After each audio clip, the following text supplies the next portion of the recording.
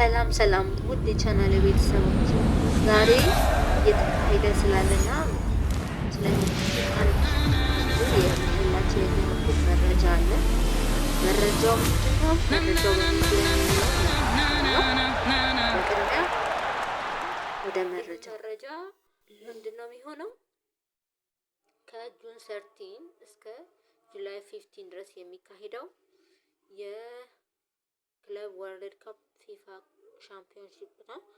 በዚህ ሻምፒዮንሺፕ እነማን ይካፈላሉ፣ ምንድነው ሩሉ የሚለውን ነግራችኋለሁ።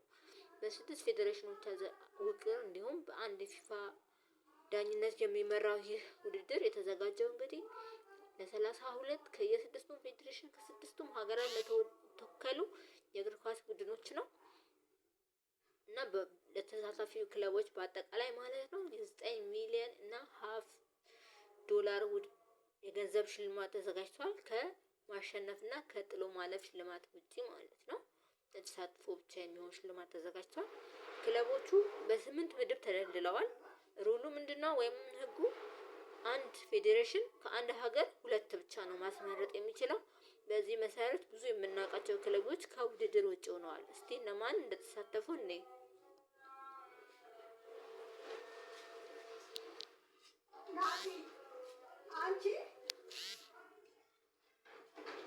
ግሩፕ ኤ ማለት ነው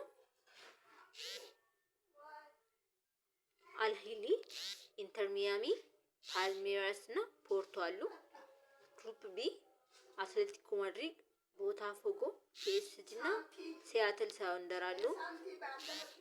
ግሩፕ ሲ አውክላንድ ሲቲ፣ ባየር ሙኒክ እና ቤኔፊካ እንዲሁም ቦካ ጁኒየርስ አሉ። ግሩፕ ዲ ቼልሲ፣ ኤስቶኒስ፣ ፍላሚንጎ እና ሊዮን አሉ። ግሩፕ ኢ ኢንተር ሚላን፣ ሞንትሬ፣ ሪቨር ፕሌት እና ኡራዋ ሬድስ አሉ። ግሩፕ ኤፍ ዶርትሙንድ፣ ፍሉሚኔንዜ፣ ማሜሎ ሰንዳይ እና ኡልሳን አሉ። ግሩፕ ጂ አላይን፣ ጁቬንቱስ፣ ማንቸስተር ሲቲ እና ዋይዳይ ኤሲ አሉ።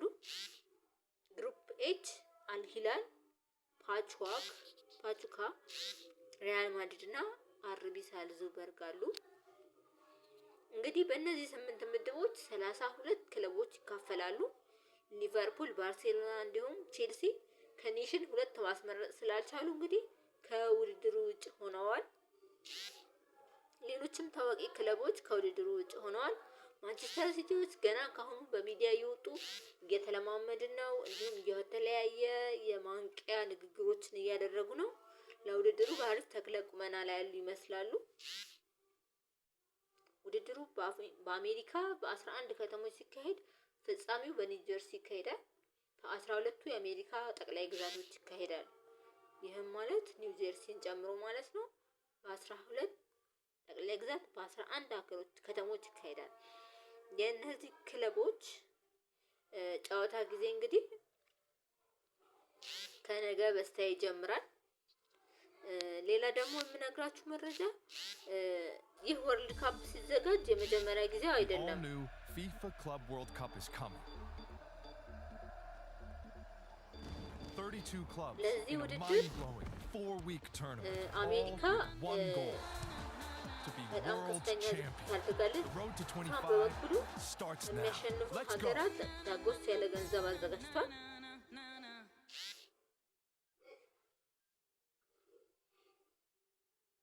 የአምናው አሸናፊ ማንቸስተር ሲቲ ነበር።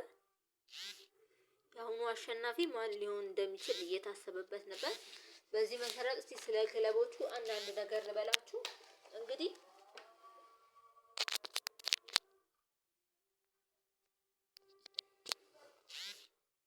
ግሩፕ ቢ የሞት ምድብ ተብሏል። ግሩፕ ቢ ሪያል ማድሪድ፣ ሲያትል ሳውንደር፣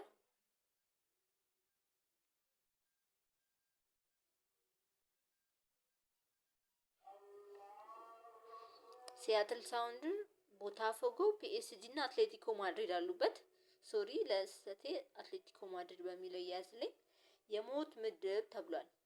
ሌላው ግሩፕ ኤ ነው። ግሩፕ ኤ ውስጥ አልሃሊ፣ ኢንተር ሚያሚ፣ ፓልሜራስ እና ፖርቶ አሉ። አልሃሊ የኢጂፕት ምርጥ ክለብ ሲሆን ከግብጽ ደግሞ የአፍሪካ ሻምፒዮንሺፕ ነው እና አሰልጣኛቸው በጣም የተሞገሰና የ46 አመት ሰው ሲሆን በጣም ዲሲፕሊን እና እንደ ኢሮፒያን ስታይል አሰልጣኝ ነው። ከዩሮፕም ነው ወደዛ ሙቭ ያደረገው። ቤኔፊካ አንሄልዚ የሆኑ ባሪየሮች አሉበት። ሌላ ደግሞ የዶርትሞንዝ እና የፍሉሜናዚ ማቺንጋቸው ግጥሚያቸው በጣም ተጠባቂ ነው። በጣም ከግሩፕ ኤፍ ተጠባቂ ነው። ማንቸስተር ሲቲ ካለ ቼልሲ እና ባርሳ የትሄዳል ልትሉኝ ትችላላችሁ። እንዳልኳችሁ በኔሽን ሁለት ብቻ ነው የሚቻለው። ፌዴሬሽኖቹ አህጉራቱ እንደ ሀገር ነው የሚታዩት። ከአንድ አህጉር አራት መካፈል ይችላል። ግን በኔሽን ሁለት ብቻ ነው ማሳተፍ የሚቻለው። የነዚህን ዳይቨርሲቲ ለመጠበቅ ሲባል ከሁለት በላይ እንግሊዞች አላስገቡም። ስፔኖችም ከሁለት በላይ አላስገቡም። እነዚህ የምታውቋቸው ቲሞች ከውድድሩ ውጭ ሆነዋል ማለት ነው። ፊፋም እንግዲህ ውድድሩን ነገ በይፋ ይጀምራል። ውድድሩን ስካይ ስፖርት፣